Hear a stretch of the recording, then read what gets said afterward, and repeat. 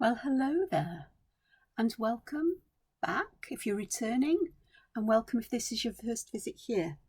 It's Saturday, the 14th of August. It's raining here in South Wales. Not a surprise. Blissfully cool though, which makes me very happy. It's a bit of a breeze. When I say raining, it's more like drizzly, dampness, but it's okay. And I thought this morning, because it's Saturday, Sketchbook Saturday is a lovely piece of alliteration, and I thought we'd have a look through my sketchbook briefly and catch up on some other stuff. So I can't remember where I got to in the last one, but if you're new here, you won't mind. If you've been here before, you'll be familiar with this, but that's okay. This is my small square sketchbook. It's from a company called Sea White of Brighton, and it's about 8 inches square, 21 centimetres by 21 centimetres. The paper is acid-free cartridge paper, but it's called all media paper because it's got a treatment on it. I think it's sized that allows it to take some wet media. I wouldn't say sopping wet, but damp would work. So this is the first sketch for my book, which was done sometime back in the spring. I've got nothing else to add about it. I decided it was done as it was, and I tried adding some colour to it. It's a sketchbook. If I mess up, it doesn't matter. If I really want to make use of it, I can scan it in and redraw it. I won't try and take the colours away, to be honest, because I haven't found a way to do that successfully and just leave the black lines. There must be a way, but that isn't too potchy, but I haven't found that out. Potchy, it's a word we use in Wales. I'm not sure if it's used elsewhere in the UK, but potchy means fussy or annoying. If you potch around, you're sort of like potching around doing this and that and the other and not really getting anywhere. So potching. But potchy is a bit fussy and a bit awkward and time consuming or frustrating, I suppose, to a degree. Second one, this one was drawn. I know I drew this with vintage coloured gel pens, which happen to be waterproof, which is great, and added some colour with the Ecoline watercolour inks, but then added highlights with some golds and some white gel pens, which is nice. Another one in the vintage gel pens. Done what I needed to do, moving along. This one I still haven't decided what to do, but I have scanned a lot of my black and white drawings in to the computer so I can try adding colour and see how it goes, but not lose my black and white versions. Same with this one. It's on its side. I'm not going to, it's bad enough me flipping pages, I think, without me turning this around. But I think I do need to come back with a biro and add some more shading in places to make it consistent across the drawing, but I have scanned it in as it is. This one, again, has served its purpose with exploring and trying out different things. I know I use colour soft pencils. I know in some places I did an underpainting with Ecoline watercolours. Or no, it wasn't. It was watercolour paints. It was the Mission Golds. But I added pencil on top because it intensified the colours, and I do like intense colours. And that is what I'm struggling with water-soluble media. This one again, I've started adding shading with biros. It gives subtler lines than a fine liner. And I haven't found a grey fine liner or a sepia fine liner that suits me. I'll keep the hunt going though. I think this is where I got to in my sketchbook. No, I hadn't. But this is one that I'm really quite pleased with. I used Ecoline paints to colour this, Ecoline watercolour inks to colour this, but then I've used a combination of chalk pastel pencils, I think they were Contes I used, and colour soft pencils to add depth of colour. And then, as you can, if I move it, you can see the bits that catch light. The bigger areas are a clear glaze pen from Sakura, which creates this beautiful shiny surface, and it does have a texture.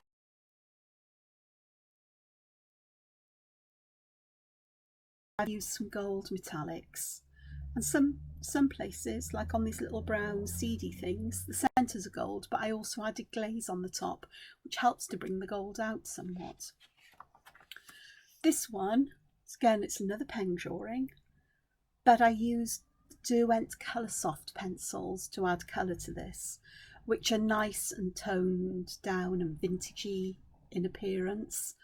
They are water soluble, and in fact the colours come out when you add water to them. They activate the colour, the water does. And again, I've added some clear glaze, you can see it catching the light, and I've used a combination of white and green souffle pens from Sakura. When these dry, they dry very opaque and with a slightly raised texture on paper, because it sinks into the paper somewhat, soaks into the paper on surfaces that aren't porous, like paper is. They actually stand up raised, so you can use them on things like metal and plastic and glass and so on, and they dry very raised and they'll stick to it. But I really quite like this. Vintage colours do appeal to me a lot more than perhaps they used to, and I'm glad I coloured it in, even though I may not have, I'm not sure whether I did scan this in uncoloured, but it doesn't matter. As I say, it doesn't matter. If I want to recreate it, I can, and I'd perhaps do it in a different way. But sketchbooks are trying things out, and they're references for future ideas as well. I think this is almost as far as I got. I love this drawing. It's unusual for me, because like a number of these are in the book, because if I draw lines to give me an area to work within, I feel I have to work up to those lines, where if I don't draw lines and just be aware I need to leave perhaps some space around the edge, then I create these interestingly shaped accumulations of motifs, entangled accumulations of motifs and shapes and patterns. There's no shading on this one yet. I really don't know what I'm going to do with it, or whether it's just going to stay here, showing me the potential of what I could do. This is where I got to, definitely. And this one I really do like. I chose to colour the background of the paper, colour the paper in before I started drawing. And I used Distress inks, and I think I used Rusty Hinge, and it looks like Vintage Photo, so just two really. Was it Rusty Hinge? It might have been Tea Dye actually. Tea Dye, Rusty Hinge, and perhaps, yeah, Tea Dye. I don't know for sure. I know it mentioned it in an earlier video. I really do need to learn to write down what media I've used on the, as a note, a sticky note perhaps, or on the back of the page if I'm never going to use the backs. I've added colour using Inktense pencils, chalk pastels, and I did use around here some of the Ecoline watercolour inks, but they just didn't feel right. The Distress inks change how well pen sticks to the paper, and so what should have been permanent pens turned out not to be. So again, that's something I need to be aware of going forward if I do this again, and as you'll see I will have done. But again, I've used glaze pens to add a glassy feel to areas, and I like that. Even though the glass, it's quite flat, it still gives that sense of something else going on. And I did pop the clear glaze over the top of the gold glitter dots, because it stops the glitter from moving, and it also makes it much shinier. The next few pages I'm going to share with you. There's this little drawing here. I think I've done with it. I like it as it is. I said there are strange things happening here with me, because again, I'd normally want to fill the whole sheet of paper up, but I got to this point and I thought, I don't know what else I want to do. I think I'm finished. I think this is done, which begs me to ask myself, well, what am I going to do with it then? How can I make use of things like this? How can they become a part of my work? And the answer is I don't know at the moment. I don't know, but they're interesting. And then I'll flip through a few of them, because I enjoyed working on this one, colouring the background in and using that as a base for the colours I add, and to allow the brownish colour of the background to show through, to tone the colours down and give that more vintage, grungy kind of feel, you know, aged, distressed kind of feel to the work. I thought I'd colour pages and do the same kind of thing. This one is, I really enjoyed creating this. It's very detailed, and I've already used black pen to add detail in places, but I wanted to use colour to add shadow. So here I've used the, let me grab one of the pencils I've used. These, which are, I've got it upside down, haven't I? You probably won't see because it's in gold. But the Stabilo Carbothello chalk pastel pencils, which are interesting because they are also water soluble. So they're a bit like the Graphitint pencils. You can treat them like chalk pastels and blend them out, or you can use a damp brush and move the colour. And the interesting thing is that once you've done that, these are pretty fixed there, so not like chalk, which unless you use a tortillon and push it in, it tends to move an awful lot, and even then it can move and shift and smudge and what have you. So, but the colours again come out in this, and that's been a nice experience with the background. I've done things like this before, and I keep cycling back to techniques because I'm never quite sure of what I'm doing, and I'm never quite sure of adding colour. But here I've added colour that is in colour. I've added colours that are analogous to the background. So I wouldn't add red with green because it would make a mucky colour. But by adding greens, even though the distress ink looks like there's a lot there, there's hardly any distress ink on there. It doesn't change colours too much, but it does it enough to annoy me. So by using colours that work well with the background colour, so blues would do, some purples would, I think, more the bluer purples would, and of course yellows would work nicely here as well as greens, and teals as well. But keeping it in that close range of colours means that I get a coherent appearance to this. And I'm only using 2 greens here. I may need to add a third if I carry on adding colour, which I'm likely to do, because once I start, I want to get an idea of how it works. But I really like this. And here I have gone right up to the edge of the page, top and bottom. Don't know, can I get it all on? Yeah, you can see top and bottom, right up to the edge, so that it looks like it's spilling off, or these are holding it in place. Who knows? This took quite a while to do. Yeah, tentacles. What can I say? Or weird kind of sea anemones, perhaps. I don't know.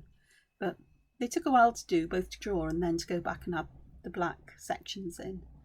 And here I have left some white space. I didn't over here, but I knew I was going to, and in other places I knew I want to use the souffle pens or gold pens. Again, this is a background. Oh, what colours did I use here? I think I used bundled sage, and maybe, is it peeled paints? I think so, but mainly bundled sage. I know I used a darker tone for the edges because it frames the page nicely. And again, if I've got that framed edge, it helps me to stay away from the edges, but not get a uniform edge if I draw straight lines. Drawing this, again, I think this is peeled paint and, or is it crushed olive? I don't know, but it's got, this is faded jeans, or faded denim, faded jeans. Just little hints of blue here and there. And you can see the kind of distressed feeling it gives. But I've drawn this and I think I like it just as it is. So it's staying just as it is, for no other reason than because I can. And this is what I've been working on yesterday evening, this morning. Again, Distress ink background, so there's some, ooh, it's Dusty Concord, there's some, looks like there's a blue in there, it may be the Blue Lagoon, I think it is. And there's grey, there's definitely grey, which would be Hickory Smoke. I really do need to make a note of these in case people ask. But I think I've come to the point where this is now done as well. I like it as a collection of things. It kind of has a balance, kind of. It's not symmetrical, which irks me somewhat, as in regular shaped, but it can be as it is, you know, it can stay as it is. Draw this one. I used a one of the Tombow Fudensuki's, the hard version, the one that's got the green square on it here. Makes me quite happy to use that. For the others, I've used mainly Uniball eye pens or Uniball Unipin pens, the fine liners. So they're really nice. And I'll just give you a look that I've prepared lots of other pages in this sketchbook. I got a bit carried away. Often the case when I have the Distress inks out. Yeah, I can do a page at a time, but sometimes it's just really good just to go, right, I'm going to do a whole pile because I've got plenty to work with and to choose from. This was dried marigold, and it's ripe persimmon, and there's some green, there's grey in the background. I think it looks like a warmer grey than Hickory Smoke, so I think it's pumice stone. This one's really brightly orange. There's mustard seed and not quite sure what the orangey colour is. It might be aged mahogany, a touch of that. Could be. Pinks, and oh, this is definitely pumice stone, where it's really mucky round here. But there's some kind of pink. And blue jeans, faded jeans. It's definitely, the pumice stone is in the background toning this down. I think it's chipped sapphire. Ooh, broken china. And there looks to be another colour there, which may be peacock feathers. It may be Blue Lagoon. Don't think I used any grey in the background there. Now this one is really grungy and yucky looking, but I'm also quite intrigued as to what I'm going to do with it. The edges, I think, are frayed burlap. Or is it the torn corduroy or worn corduroy or something like that? One or the other. And the background looks to be like faded jeans. Don't think there's any other colour in there. I'm not too sure. Definitely. I know I used walnut stain on some of these. I don't know. This looks like crushed olive or maybe peeled paint, perhaps. This isn't vintage photo. There's a touch of it, vintage photo there, but I used a different colour as well. And it looks like either frayed burlap or the it might be walnut stain. This one's much calmer. I think it's old paper, and there may be some of the one that's something linen, because one is sort of like a browny colour, the other one's a kind of greenish colour. The old paper is the greenish one, strangely. But the outside edge, I think, it looks to be from probably frayed burlap or the corduroy one. But very, very subtle, barely any colour at all. Different blues, so there's chipped sapphire there. Broken china, I think, is the other blue, mainly. Don't think there's any, I think there's only two colours on there. So they work really well. No, there's a different one here, this grey. Oh, weathered wood or stormy skies. Weathered wood, I think, because it's bluer than stormy skies. Broken china and some greenish colour which looks like pine needles, and then there's some kind of brown on there.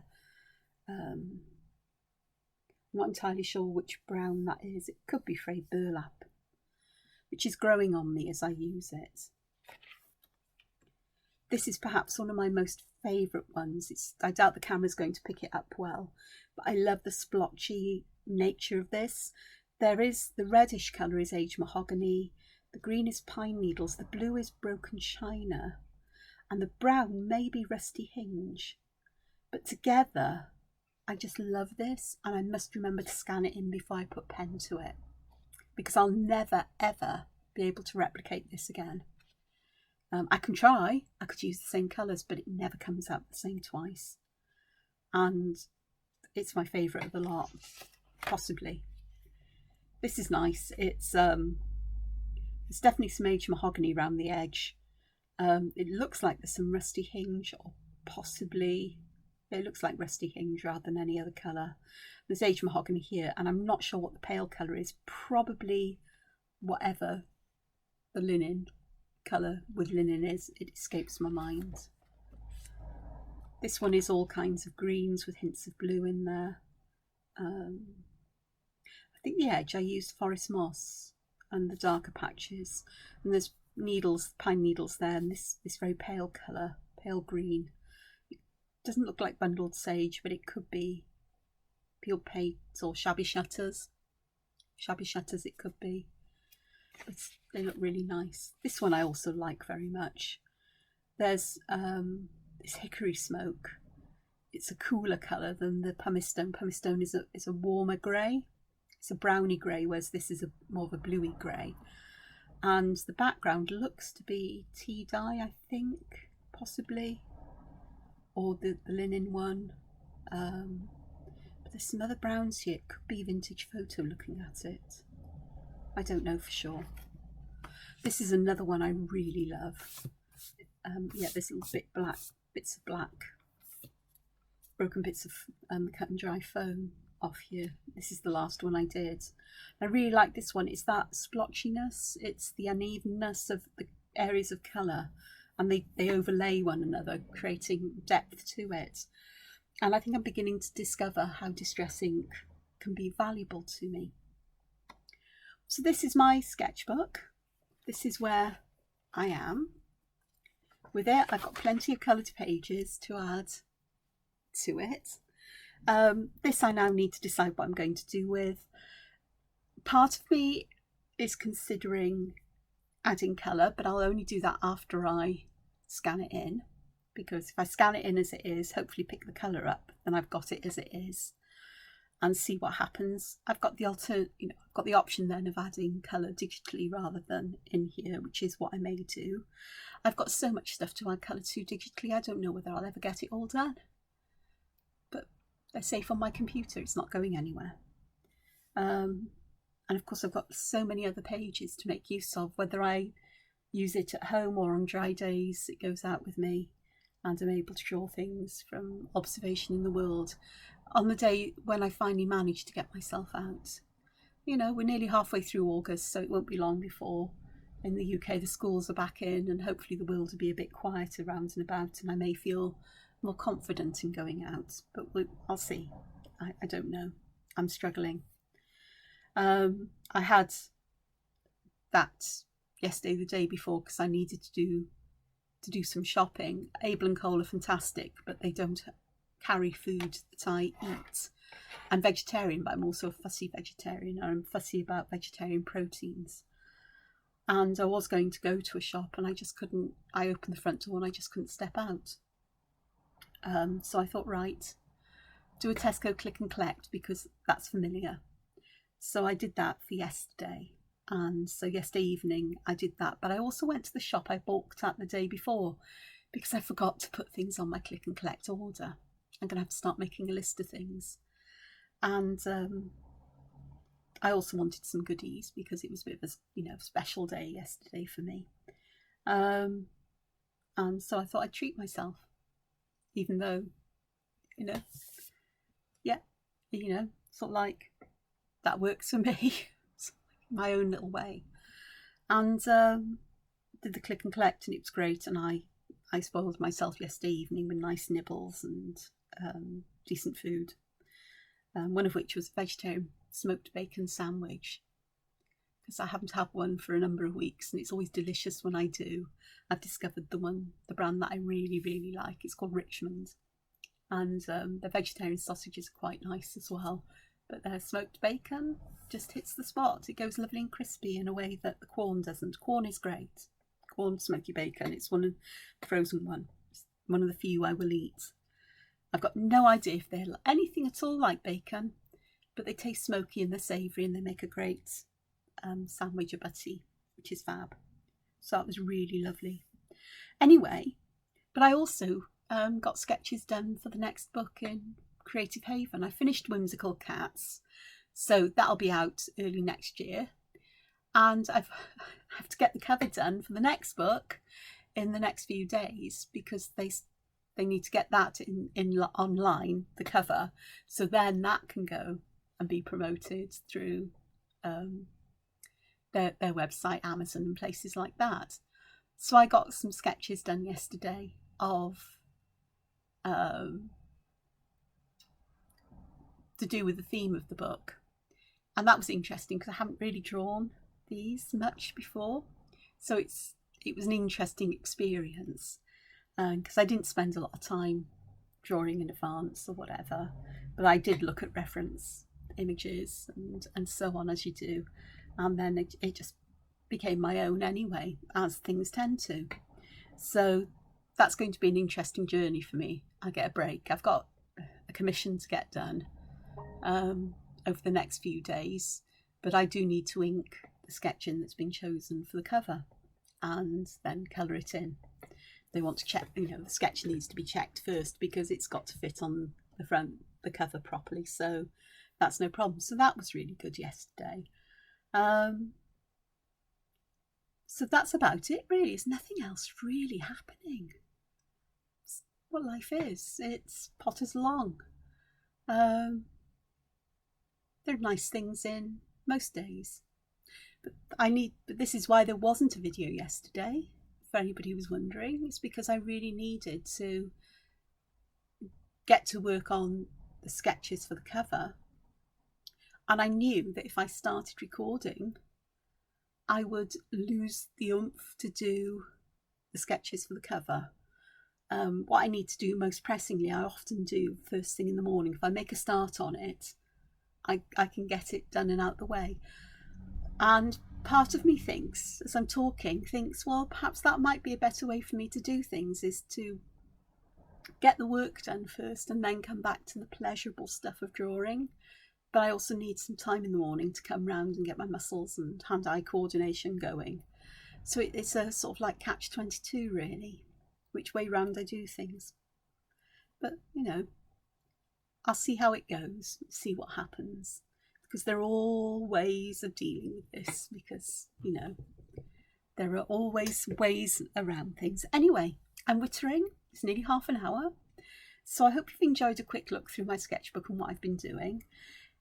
If you want to see how I add or apply distress inks to pages, leave a comment and say I'd love to see it, because they have something I've had in my stash for years. I've got the distress oxides, not so fussed on those for drawing on, but they're interesting. They've got a different finish, but it's always possible to use them. Perhaps I can use them in other ways. They'd actually make really good backgrounds for digital art, but that perhaps is another story to do, something else to do another time. But leave a comment, and whatever you do, please enjoy the rest of your day, the weekend, if you're joining me this weekend on Saturday morning-ish. And please, whatever you do, look after yourselves. Find things that give you pleasure each day, and above all else, find time to be creative. And take care now. Bye-bye.